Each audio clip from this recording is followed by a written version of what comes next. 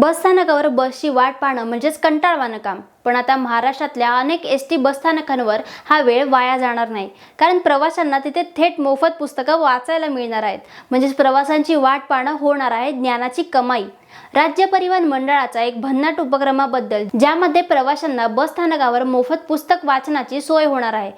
काय आहे हा उपक्रम?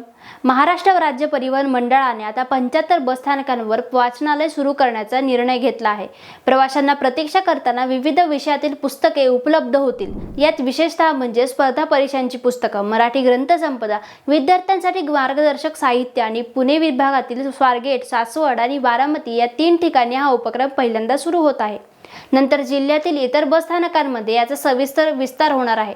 विद्यार्थ्यांना मोफत स्पर्धा परीक्षांचे साहित्य वाचायला मिळेल. पुस्तक फक्त वाचनापुरती असतील का? म्हणजेच घरी नेता येणार नाहीत, पण पुस्तकं चांगल्या अवस्थेत टिकून राहावीत यासाठी विशेष देखभाल घेतली जाणार आहे. हा उपक्रम केवळ प्रवाशांसाठीच नाही, तर ग्रामीण वाचन संस्कृती वाढवण्यासाठी महत्त्वाचा ठरणार आहे. सरकारी बसस्थानक हे आता एक फक्त प्रवाशांचं ठिकाण न राहता ज्ञानस्थानक बनणार आहे. बस प्रवास असो की आयुष्याचा प्रवास, दोन्हीकडे ज्ञान सोबत असेल तर प्रवास नक्कीच सुखकर होतो.